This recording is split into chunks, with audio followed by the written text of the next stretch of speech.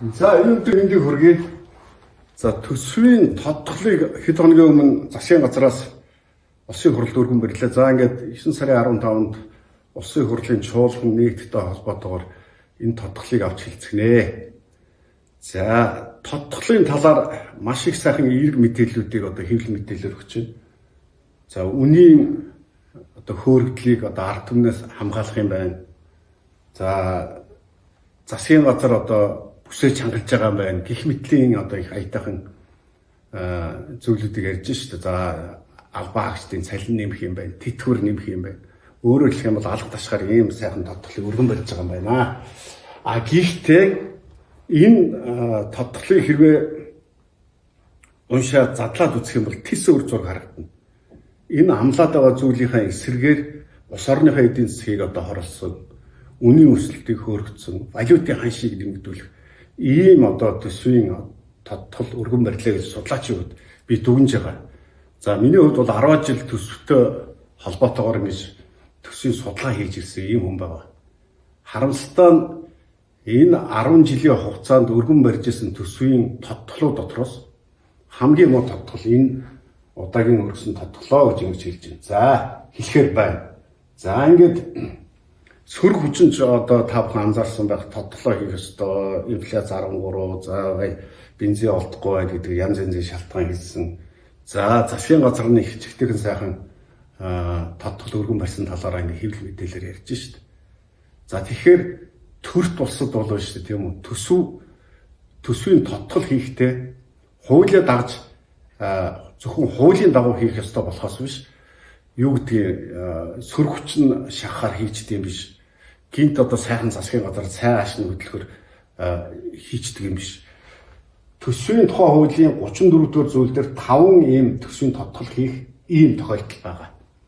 Хэрвээ энэ дээр ингээд тохиолдол болгоныг харах юм бол нэгдүгээрт нь төсвийн тусгай шаардлага баримтлахгүй болох ийм боломж гарах юм бол за хоёрт нь одоо төсвийн алдагдал дотоодын нийт бүтээгдэхүүний 3% хүрэх юм бол за гуравт нь бол одоо хөтөлбөр төсөл арга хэмжээний төсөв төртгөх нь одоо асар өндөр зөрүүтэй болчих юм бол за дөрөвт нь одоо төсвийн ерөнхийлөн захирагч нарын хооронд төсвийн мөнгө төгрөг хүрэлцэхгүйгээс одоо нааш цааш нь одоо шилжүүлэх төсвийн зохицуулт хийх.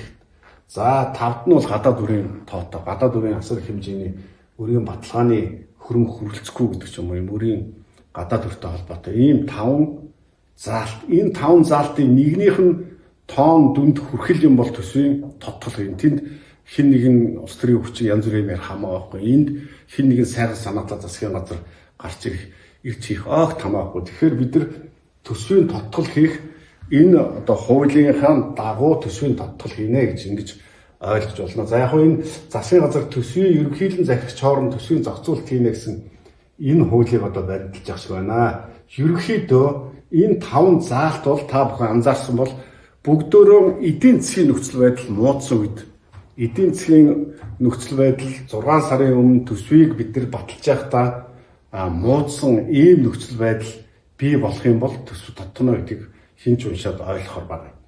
За тэгэхээр хэдүүлээ эдийн засгийн нөхцөл байдал яагаад муудж байгаа гэж харъя. Үндэсний статистикийн хорооноос гаргасан тайлан харах юм бол эдийн засгийн муудсан гэж хэлж хэлэхгүй. Яагаад гэх юм бол эдийн засгийн гол одоо үзүүлэлт болох дотоодын нийт бүтээгдэхүүн 7.7% өсөлттэй байж байна. Өнгөрсөн жилийн мөн 5.6 байсан бол энэ жил 7.7 буюу 2% өссөн байна. Өөрөөр хэлэх юм бол эдийн засаг өсөлттэй байна. Ер нь 7% өсөлт гэдэг бол маш том өсөлт шүү дээ. За нэгдүгээр. За хоёрдугаар экспорт. Бид нар хэрэглэгч орон учраас экспортыг одоо үргэлж харж явах, үргэлж анзаарч явах хэрэгтэй. 12.2 хагас жилээр 12.2. Өөрөөр хэлэх юм бол 12-аас 16-нд нэг чүдээ ядан 4-5 тэрбум доллар олдог байсан бол бид нар хагас жилээр энээс 3 дахин илүү валют олж байна гэсэн үг экспортоор. За гадаад худалдааны ашиг 5 тэрбум доллар. За хэрэглэгч орны хувьд одоо импортоор авч байгаа валют гарч байгаа валютынхаа хэмжээг экспортоор олж байгаа валютаас хасгаар гардаг. Энэ бол одоо зах зээлийн нийгэм шилжээ. За уртлын одоо социализмын үед ч гэсэн ийм их хэмжээний одоо ашигтай ажиллаж байсан түүх байхгүй. Өөрөөр хэлэх юм бол Монгол улс хагас жилээр энэ жил одоо 7 сарын байдлаар 5 тэрбумын ашигтай ажилласан. Бид нар зарлагаа импортоо өгдөг мөнгөө өгөөд экспортоор олж байгаа нь 5 тэрбум. Ийм ч учраас одоо валютын нөөц маань 8 тэрбумд хүрсэн ийм учиртай. Яагаад ингэж одоо ийм мундаг гадаад худалдааны ашиг ийм өндөр гарваа гэх юм бол энэ дээр зис нүрсэл ярина. Бид нар зис нүрс бол гадаадаас олдог 10 тэрбум $10 тутмын 8 энэ хоёр бүтээгдэхүүнээс олдог. Өөрөөр хэлэх юм бол манай эдийн засаг зис нүрсний эдийн засаг. За нүүрсний хувьд 1.7 тэрбумын ил хөдлөлтөй өнгөрсөн жилийнхаас ингээ харьцуулах юм бол зисийнх нь 2.6 буюу өөрөөр хэлэх юм бол энэ 4-5 тэрбум долларын чинь ашиг ерөнхийдөө энэ хоёр бүтээгдэхүүн дээр харагдаж шүү дээ. За нүүрс бол одоо 5 сард хятадын нүүрсний уурхадар маш том ослоо гарсны дараа чинь бүх одоо нүүрсний уурхаануудаар том шалгалт яваа тэрнийх одоо үргэлжлэдэг. Өөрөөр хэлэх юм бол импортоор одоо асар хэмжээний одоо нүүрс авч ирсэн Монголд одоо сохорсон биш завшигчид бидэрт одоо 1.7 тэрбум долларын илүү юм нүүрс борлуулах. Өөрөөр хэлэх юм бол би одоо маш таатай гадаад нөхцөлөд яриа зогсоод байгаа юм. За зисийн одоо хувьд бол оюутлахын одоо далд уурхаа ашиглалтанд ороод ингээд ашгаа өгöd ирж байгаа нь 2.6. Өөрөөр хэлэх юм бол бид нар асар их хэмжээний валют 5 тэрбум доллар гэдэг бол нэг 7-8 жилийн өмнө бүтэн жилийн манай ганц экспортоос нийт экспортоос ордог орлого маань өнөөдөр зүгээр цэвэр ашиг байдалтай ингэж харагдаж байна. За төлбөрийн тэнцэл энэ эдийн засгийн хамгийн анхаардаг үзүүлэлт. Төлбөрийн тэнцэл $566 сая ашигтай. Өөрөөр хэлэх юм бол дандаа тэрбум 2 тэрбумын алдагдaltaй байдаг төлбөрийн тэнцэл маань өнөөдөр бол ийм таатай байна. Өөрөөр хэлэх юм бол энэ гол тоо статистик тоонууд бол төсөвчин нормальны зүгээр байна гэдэг ийм тоо үзүүлэлт. Өөрөөр хэлэх юм бол энэ ямар учиртай төсвийн тодтол хэвээ гэдгийг эсрэг ийм тоонууд би ярьж шít. Хэрвээ нэг нөгөө хэлэхдээ юу гэдгийг нүүрсэн зарагтгаа байсан, зис нь одоо үн хөрхөө байсан бол төсвийн тодтол хийхийг би бол ойлгож байгаа. Гэтэл энэ цаана нэг учир байгааз за тэр учрыг хэдүүлээ би 3 тоондор үзүүлнэ. За энэ яг засгийн газрын мэдгдэл нь зөрүүтэй байгаа талаар яг би 3 тоондор их дуршлагуугаар тодтолын учир шалтгааныг хэлэх гэдэг шүү дээ. 674 тэрбум төгрөг 1.4 их найдаар бүсээ чангалсан гэж яриад байгаагийн чинь тал нь одоо бараг 700 тэрбум төгрөг нь энэ анхны төсөв бодит тусаар төлөвлөгдсөн. Өөрөөр хэлэх юм бол өнгөрсөн жилийн 26 оны төсөв батлагдахад хууль нь гарсан. Боловсролын салбарт одоо тодорхой хэмжээний одоо нэмэгдэл өгөх нь тодорхой болсон, мөнгө нь тооцогдсон байсан мөртлөө бид нар өнгөрсөн жилийн төсөв дээр энийг мартсан. Салан бааван үлгэр гэж одоо байдаг шүү дээ. Тэр шиг хууль нь байхад энийг оруулаагүй, энийг засаж байна 670. Энэ хариуцлагын асуудал. Монгол улсын төсөв ингэж доошоо орж болохгүй юм байна. Энэ бол одоо зүгээр нэг сургуулийн хүүхдийн дипломны ажил биш дээ. Энэ чинь бүхлбүтэн хэд хэдэн том яам ажиллаж байна. Төрийн одоо бүх одоо байгууллага ажиллаж гаргаж байгаа гарахтаа 700 тэрбум төгрөгөөр хууль нь гарчаад байна.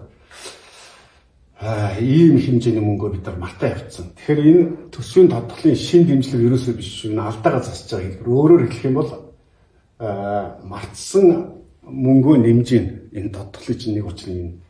За инфляц 13% болцсон байгаа. За тэгээд махны үн 50% нэмэгдсэн. Шатхууны одоо олдоц ямар байгаа гэж бид нар бүгд тэр мэдж.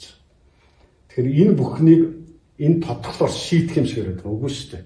Хэрвээ зардлаа та нар нэг найдаар нэмж байгаа юм бол өнгөрсөн жил төсвийн өргөн батлахтаа 1.1 их найдын алдагталтаа батсан бол одоо 2 их найдын алдагталтаа баталж шүү дээ энэ тодтолоор. Өөрөөр хэлэх юм бол нийлүүлэлт нэмээгүй мөнгөний орлогыг огцсон өсгөж гэсэн үг нэг их найдаар. Энэ юу гэсэн цаана байдгүй гэхээр барааны чинь үн өсөж шуудахгүй. Импорт чинь нэмэгдэн шүү, валютын чинь эргэлт багассан шүү гэдэг. Хэдийгээр би маш сайхан эдийн засгийн гадаад нөхцөл байдал байгааг хэлсэн боловч энэ авч байгаа тодтолчин цаашдаа энэ эдийн засгийг муутгах ийм зүйлийг өргөн барьлаа шүү гэдгийг энэ 2 дугаар зүйл дээр хэлж байгаа. За цахилгааны терапи алдагдлалт 3-т нь 107 тэрбум төгрөг өгөх гэж байна. Нэг хармаанаас аваад нөгөө хармаанд л хийх гэж байгаа асуудал. Цахилгааны өрт ерөөсөө буурахгүй. Цахилгааны асар хүнд нөхцөл байдал өнгөрсөн жил бид нар мэдэрч байгаа. Энэ зүгээр яг энэ хэрэглэгч нарт маш их аятайхан сонсогдох боловч татвар төлөгчдийнхөө мөнгийг нэмж байгаа шүү дээ. Тэр улс орон гэдэг юм дотор ч улсын мөнгө гэж байхгүй. Энэ бол зөвхөн татвар төлөгчдийн мөнгө юм аа. Өөрөөр хэлэх юм бол энэ гурван тоогоор төсвийн тодтолыг тодорхойлох юм бол бид нар маш муу төсвийн тодтол өргөн барьлаа. Би 10 жил төсөвтэй ноцолж байгаа. Төсвийн одоо дүгнэлтүүдийг бичсэн ийм судлаач хүн байгаа. Ийм тодтол, муу тодтол орж ирээгүй гэдгийг би одоо баттай хэлж чадна. За энэ дэс дүгнэлт. За тэгэхээр төр бүсээ чангалсан байна уу? Чангалаагүй байна. Өшөө одоо бүсээ сул тавьж өшөө алдагдлаа нэмсэн байна. За энэ гаргаж байгаа мөнгө хөрөнгө оруулалт, бондын их үүсвэрээс тансан. Өөрөөр хэлбэл нэг удаагийн зардлаас таньж шүү дээ. Тэтгэврт одоо 11-12 сард нэг 199 тэрбум төгрөг. Цалинд нэг 160 гаруй тэрбум төгрөг. Нэг 11-12 сард нэмэх юм. Энийг тогтмол зардлаас авч байгаа байхгүй юу? Дараа жил энэ чинь 27 онд 1.80-1.80-аар нэмэгдэнэ тогтмол зардал чинь. Дараа жил бид нар танах одоо ийм бонд байна уу? Танах хөрөнгө оруулалт байна уу? Энэ асуултыг ерөөсөө хариулж чадахгүй. Өөрөөр хэлбэл өнөөдөр болоод өнөөдөр л энэ одоо юу ч ойлгохгүй усуудыг хошгруулж байгаа бус нь хамаагүй байх. Тэр дараа жил хамаалга гэдэг ийм ноцтой байдлаар энэ Монголын төр хадгалж байгаа нь туйлын харамсалтай байна. Тэгэхээр нийт зарлага 998 тэрбумаар буюу 1.80-аар дээш нь хөөрөгдсөн ийм л тодтолыг өргөн байлаа. За энэ дээр нэг маш харамсалтай зүйлийн тодтолтой холбоотой харагдана. За яг хүмүүс та яагаад одоо багш нарын цалин нэмэхийг эсрэг байгаа юм бэ гэдэг ингээд бухимд. Би ерөөсөө багш нарын цалинг одоо хасъя, багш нарын цалинг дагуулгыг гэдэг зүйл ярихгүй байгаа. Зүгээр бодлого ярьж байгаа байхгүй. Нэг салбарын цалин нэмэхээр нөгөө бусад салбаруудад чирдэг юм бодлого. Эн чинь тодорхой хугацаанд хэрвээ засаг төр нь юм ойлгодог засаг төр байсан бол тодорхой хэмжээнд ингээд нэмээд бусад одоо хүмүүстэй бусад салбартаа дарамт учруулахгүй байхыг л яриад байгаа болохоос биш багш нарын цалин нэмжлээ гэж уурал бухимдж байгаа юм ерөөсөө миний хувьд байхгүй. За тэгэхээр энд нэг ийм зүйл одоо харагдана. Монгол улсад хувийн хвшлийн одоо аж ахуй нэгж 221,583 байна. За хувийн хвшилд ажиллаж байгаа 1,38,000 хүн байна шүү дээ. Төрөүний миний ярьдаг цалингийн нэмэгдэл, тэтгэврийн нэмэгдэл энэ хүмүүстээр энэ хүмүүс л даах юм байна. Саяын тогтмол зардлаас аваад нэмчлээ гэж шүү дээ. Дараа жилээс энэ хүмүүсийн нуруунд дээр асар их дарамт ирүүлэх юм төсөв өргөн барьж байна. Энэ хүмүүсийн цалин нэмэгдэхгүй, энэ хүмүүсийн татвар нэмэгдэнэ. Энэ хүмүүсийн одоо юу гэдгийг мөнгө нэмэгдээд үйл ажиллагаа сайжрах биш. Хаалгаа барих, ажилчдаа цомгох ийм төсвийн тодтол өргөн барьлаа гэдгийг та нар харж болно. За энэ дээр бас нэг ноцтой тоо. За энэ тодтол дээр энэ орлогуудыг төсөвд орж ирж байгаа орлогуудыг харахаар амнат буюу уул уурхайн орлого нь 362 тэрбум төгрөгөөр нэмэгдсэн мөртлөө бусад бүх татварууд нь хасах. Нийслэлийн албан татвар 24 тэрбум төгрөг.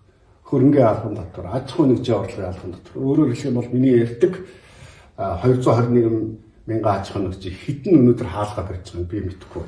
Ямар ч байсан 258 тэрбум төгрөгөөр татвараа төлж чадахгүй хаалгаа барьж байгаа гэдэг юм. Өөрөөр хэлэх юм бол уул уурхайн богинохоо хугацаанд үзэгддэг энэ нэмэлтийг бид нар юунд зарцуулж ийм гэхээр буруу зүйлдээ зарцуулж ийм тэр татвар төлдөг аж ахуй нэгжээ дэмжсэнгүү тэр хувийн хвшил төрөд дээр дарамт өгдөггүй төрд одоо мөнгө одоо татвараар дамжуулж мөнгө төгрөг өгдөг сая иргэдийнхаа бид нар эсрэг ийм бодлого явууллаа шүү дээ. Тэгээд одоо энийг маш буруугаар тайлбарлаад байна гэдгийг би энэ тоонуудаар дамжуулж хэлж байгаа юм. Эцэст нь ганцхан зүйл хэлье. Энэ их мөнгө хаанаас хараад ирэвхээр гадаадын хөнгөлөлтөд зээл 2.80-аар нэмэгдэнэ. Алдагдлыг юугаар санхүүжүүлэх юм гэж шүү дээ. За Азийн хөгжлийн банкаас 700-800 тэрбум төгрөгийн зээл авах юм байна. Засгийн газрын үнд цаас 561 тэрбумаас 1.5 их 80 болгож засгийн газрын үнд цаасаа нэмэх юм байна. Төрийн өмчт компаниас авах ногдол ашигын төлөвлөгөөг 7 дахин нэмжин. Өөрөөр хэлэх юм бол энэ бол зөвхөн хувийн хвшил биш төрийн өмчт компаниудынхаа үйл ажиллагаа руу ирээ зэрэг орсон ийм буруу бодлогын баримт бичгийг өнөөдөр өргөн барих гэж. За тийм болохоор одоо энэ төсвийн тодтол өргөн бариад хилцэх явц та бүхэн хэн зөв зүйтэй ярьж байна, хэн бодлогын одоо алдаануудыг ярьж байна, хэн хотлоо попрож ирээдүйд энэ улс орныхоо эсрэг сөрөг зүйл хийж байгаа гэдгийг анзаарахад одоо нэмэр болох болов гэсэн үгнээс энэ төсвийн дутагдлын талаар хэдэн тоонууд эхэллээ.